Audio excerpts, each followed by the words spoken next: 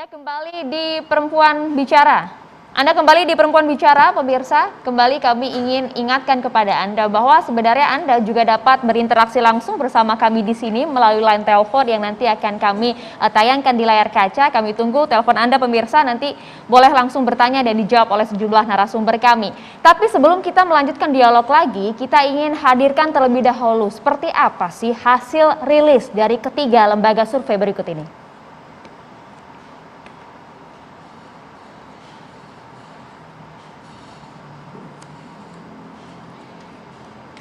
Ya, ini kalau kita lihat ini adalah hasil survei dari Litbang Kompas. Kalau kita lihat angka surveinya cukup tinggi, hasilnya adalah 73,9%. Bahkan kalau dilihat ini menjadi yang tertinggi sejak masa pemerintahan Jokowi. Dan ini periodenya adalah 17 hingga 30 Januari 2022. Kita lanjut lagi melihat beberapa hasil survei lainnya. Dan kalau dilihat dari hasil survei ini adalah indikator politik Indonesia periode Januari hingga Februari 2022. Tingkat kepuasan masih di angka 70% atau tepatnya 71%. Bahkan yang kalau misalnya cukup puas saja lebih dari 50%, ada 51% totalnya. Sedangkan hanya sedikit saja kemudian yang menyatakan tidak puas ataupun tidak puas sama sekali. Lanjut lagi, ini adalah hasil rilis dari Lembaga Survei Indonesia atau LSI pada periode Februari hingga awal Maret 2022 ini dengan tingkat kepuasan mencapai 66,3%. Memang kalau kita lihat Lembaga Survei Indonesia atau LSI ini menyatakan tingkat kepuasan cukup tinggi ya, berada di kadar 66,3%, meskipun sebenarnya trennya menurun, tapi angkanya masih cukup tinggi. Nah, setelah melihat hasil survei tadi ya kan, saya mau tanya nih, meskipun Bu Afilian ini kan tidak sebagai pembuat survei ya, tapi paling tidak sebagai pengamat ekonomi, melihat hal ini dan juga kenyataan di lapangan ya Bu, bagaimana responnya? Oke, kalau kita lihat tadi surveinya memang 60-70%, tapi kalau lihat ekonominya tuh kecil, 23%. Jadi sebenarnya survei harus kita lihat dari bidangnya, jadi bidangnya beda-beda. Nah, artinya dari bidang ekonomi memang masih ada kendala, di mana pertama memang masyarakat kita ada kondisi, dalam kondisi pandemi ini itu modelnya orang kaya makin kaya, orang miskin makin miskin gitu. Nah, itu terjadi dan pemerintah memang mengeluarkan dana PEN ya, pemulihan ekonomi itu untuk orang yang miskin. Tapi itu kan tidak hanya selesai pada tahun ini dan tahun depan. Jadi PR-nya adalah tahun depan itu akan habis bantuan untuk masyarakat ya, dana BLT-nya habis, dana mungkin kartu prakerjanya diperpanjang atau tidak, itu akan habis. Nah, tahun ini tuh masih ada. Nah, jadi masyarakat kita itu melihat banyak pemakluman dari masyarakat gitu ya, karena dalam kondisi pandemi yang pertama. Kemudian yang kedua memang ada bantuan dari sisi pemerintah sendiri melalui dana PEN ya. Nah yang ketiga, kenaikan harga-harga ini kan baru beberapa waktu ini gitu. Jadi mungkin belum terseleksi oleh masyarakat tentang kenaikan harga gitu. Walaupun Desember sudah terjadi beberapa kenaikan, tapi ini kan belum BBM. BBM ini yang biasanya paling parah terhadap daya beli masyarakat dan inflasi gitu. Meskipun nah ini belum terjadi. Kenaikan harga kebutuhan pokok ini sudah terjadi bahkan 3 tahun terakhir ini Bu. Betul, tapi kan kalau Anda lihat tingkat inflasinya masih rendah kan. Nah, kemungkinan memang tahun ini tuh akan terjadi peningkatan inflasi yang cukup signifikan. Nah, itu diperkirakan baru akan terjadi di bulan Mei Juni begitu. Itu akan namanya bunga akan naik, inflasi akan naik. Mungkin juga nilai tukar juga akan melemah dan itu akan menurunkan daya beli. Nah, persoalannya hanya bukan dalam negeri saja, tapi juga ada persoalan ketergantungan kita terhadap import ya. Kemudian ketergantungan kita juga terhadap dunia luar, termasuk perdagangan, yang menyebabkan juga itu berdampak kepada Indonesia. Jadi wajar-wajar saja meskipun kondisi di lapangan seperti itu, tapi hasilnya tetap puas dengan kinerja Jokowi. Iya betul, jadi kalau lihat ekonominya sih memang agak lebih rendah ya dibandingkan secara keseluruhan gitu. Bu Husnul, responnya bagaimana Bu? Sebetulnya kalau saya ya mulai dari perspektif dulu. Dalam ilmu politik itu sebetulnya ada pendekatan kuantitatif, ada kualitatif. Ini kuantitatif itu pengaruh dari Chicago School. Setelah Perang Dunia Kedua, semua dikuantifikasikan. Untuk apa? Untuk supaya dianggap ilmiah. Jadi saya bisa melihat konsep, kemudian yang kedua interpretasi, terus so what. Nah, di dalam konteks konsep, kuantitatif dianggap ilmiah, makanya semuanya sampai indeks demokrasi, indeks HAM, indeks-indeks yang itu sebetulnya kuantifikasi kuantitatif. Sementara itu metode kualitatif ada nggak? Ya ada, tetap dengan Frankfurt School-nya, dengan berkembang dua-duanya. Makanya ini pertanyaannya di dalam konteks kita ini selalu bicara survei sepertinya ilmiah sehingga kita dipaksa untuk harus percaya. Artinya Ini kan nggak percaya kesannya. dengan survei, Bu? Bukan, sepertinya ini nanti harus makanya survei pertanyaannya itu nggak ada itu pertanyaan yang mikro, pertanyaan yang detail, nggak ada. Kalau Anda ngomong puaskah, puas apanya? Nah, baru kemudian harus diurai. Dan nggak ada di sini juga kepuasan.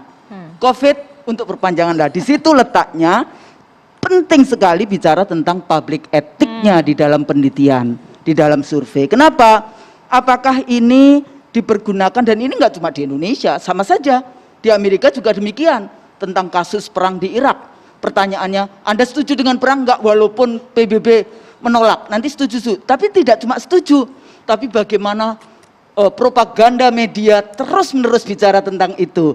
Akhirnya penelitiannya itu akhirnya dikatakan juga ini sih bukan demokrasi di dalam konteks freedom itu, tapi apakah ini sebagai satu plebiscit ataukah ini propaganda. Dan di Amerika dikatakan itu propaganda. Waduh, kayak gitu kan. Tudingannya cukup serius, propaganda. Propaganda. Jadi public ethic. Public ethicnya ini tujuannya apa sih bikin penelitian ini? Nah, kalau begitu kita tahan dulu, kita tanya langsung sama yang bikin. Mas Burhan masih terhubung bersama kami ya, Mas? Iya, Mbak. Ya, Mas, katanya seakan ilmiah, tapi masyarakat kemudian diminta untuk percaya. Responnya bagaimana? Ini propaganda atau bukan, Mas? Kalau saya ya, atau lembaga survei yang terlibat dalam riset opini publik, itu mempersilahkan kepada siapapun untuk percaya atau tidak percaya. Ini bagian dari kebebasan berekspresi. Dan khusus buat riset-riset yang berkaitan dengan kepuasan, itu kita bukan sekali dua kali melakukan. Dan itu sangat tergantung oleh variabel waktu. Jadi misalnya di bulan Juni 2015, kita rilis approval rating Pak Jokowi hanya 41%. Kita lihat, kita analisis, ternyata faktor utamanya adalah inflasi, 8,3%, carryover dari tahun sebelumnya. Setelah pemerintahan Jokowi, sejak menit pertama langsung menaikkan BBM ketika setelah dilantik sebagai presiden. Kemudian ketika dia naik, approval-nya kita juga sampaikan. Waktu varian Delta terakhir, itu approval rating Pak Jokowi di survei telepon cuma 44%, kita rilis. Di survei tatap muka 59%, kita juga rilis. Nah, sejak November, Desember, memang ada tren kenaikan. 2021 ya, November, Desember 2021 ada tren kenaikan approval. Nah, apa penjelasannya? Salah satunya adalah variabel ekonomi. Yang kedua adalah variabel mengatasi pandemi.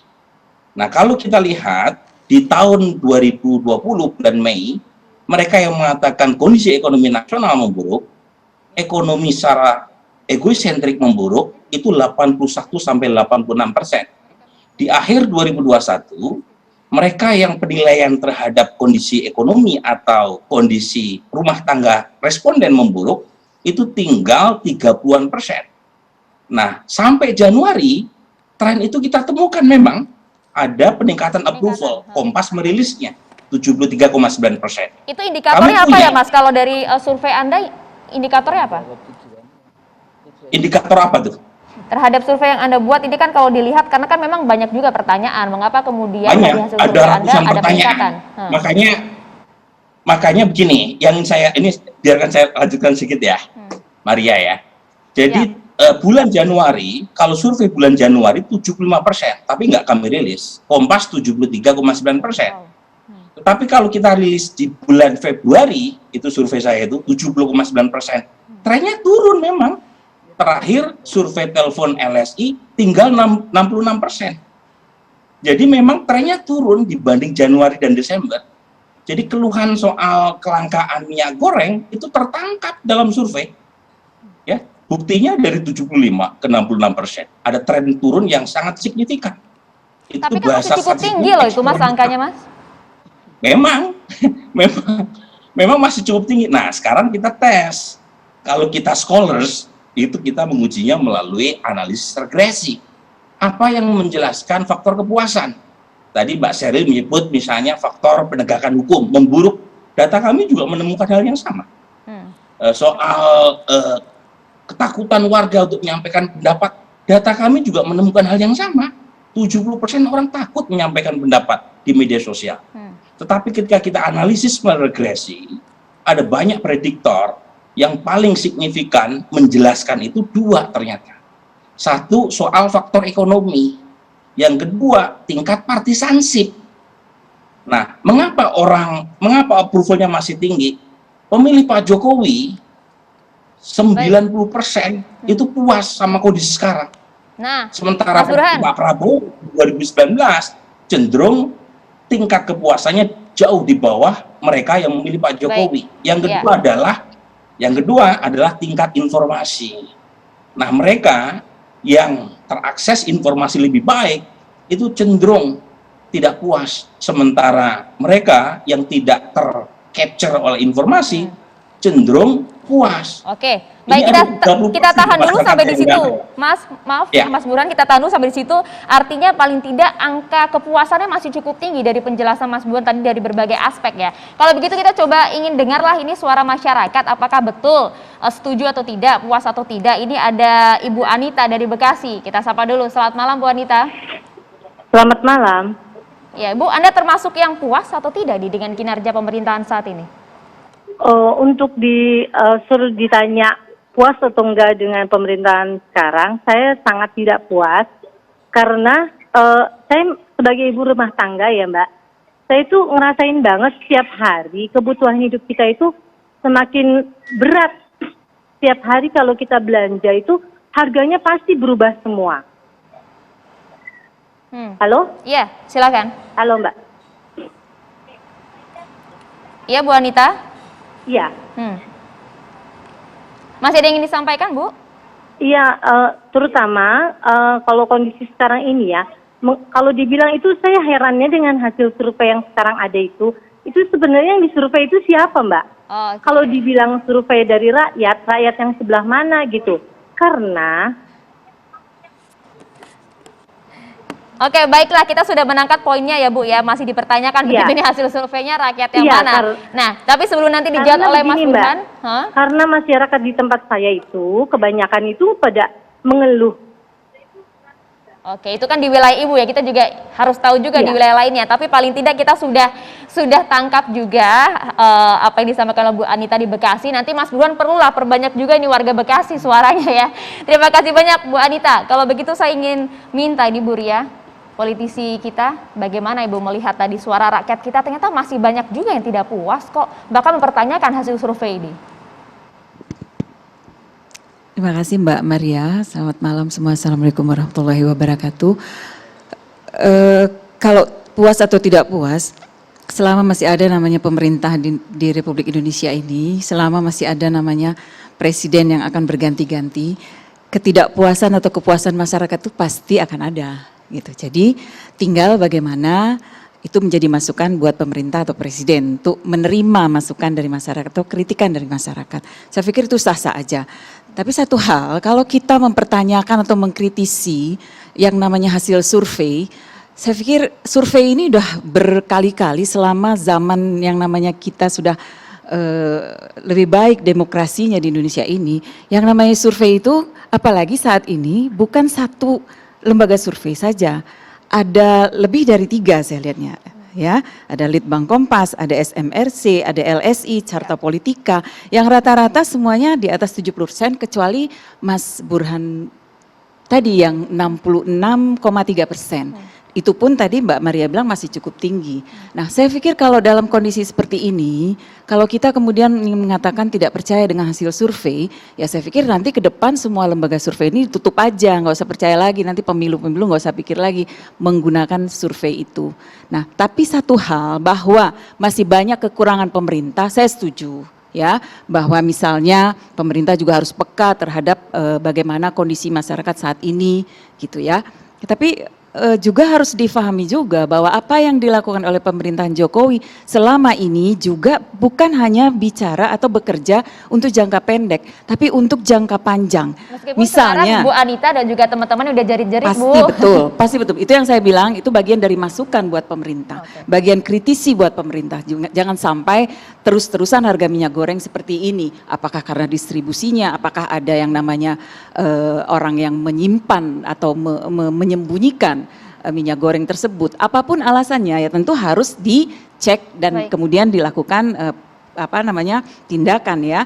Kemudian saya ingin katakan kalau misalnya menilai, saya bukan orang yang mengerti lembaga survei itu kerja seperti apa, tapi kalau sudah 4 lembaga survei bicara hal yang sama, tentu kita juga harus melihat bahwa kinerja Jokowi ini jangan lihat sepotong-sepotong, tapi dilihat dalam jangka panjang. Misalnya apa yang sudah dilakukan Pak Jokowi terhadap infrastruktur yang dibangun selama ini, itu kan juga berdampak kepada masyarakat sampai lapisan ke bawah. Bagaimana distribusi bahan makanan pokok yang selama ini sulit, tentu dengan infrastruktur yang disiapkan untuk jangka panjang, itu berdampak positif pada masyarakat. Kemudian yang lain lagi, vaksin yang dilakukan dengan cukup, menurut saya ya, saya harus bangga dengan vaksin yang dilakukan oleh pemerintah kita saat ini, cukup signifikan untuk masyarakat. Artinya jadi ada juga kelebihan yang perlu dilihat, ada juga kekurangan yang perlu diperbaiki. Iya, tapi bahwa kemudian dulu satu lagi, pandemi ini, pandemi yang dialami oleh seluruh dunia, saya yakin bahwa kita juga dalam hati menyadari dan memahami atau meyakini bahwa apa yang dilakukan oleh Pak Jokowi dengan pemerintahannya juga mengatasi pandemi ini cukup berhasil dibanding dengan negara lain. Kemudian terakhir bicara masalah hukum, Mbak Shirley ya tadi bicara masalah hukum. Jangan dilihat sepotong-sepotong juga, tapi secara keseluruhan. Misalnya antara lain perjanjian ekstradisi dengan Singapura yang udah berpuluh tahun nggak pernah bisa diselesaikan, di zaman Pak Jokowi bisa diselesaikan. Kemudian ada satu lagi masalah yang perjanjian juga dengan Swedia ya kalau tidak salah saya, ya Swiss mutual legal assistance-nya selama ini nggak bisa dicapai, kita bisa capai di zaman Pak Jokowi dan lain sebagainya. Paling tidak artinya jangan dilihat sepotong-potong, harus dilihat secara utuh. Tapi tadi belum dijawab. Saya yakin masyarakat melihat ini juga tidak sepotong-sepotong. Kita tahan dulu ya Bu ya, ini ada iklan yang harus lewat dulu nih Bu ya. Kita akan lihat, tapi sebelum nanti saya bawa ke Mas Burhan, harus dijawab juga Mas pertanyaan dari Bu Anita tadi. Masyarakat yang mana? Usai jeda, sesaat lagi.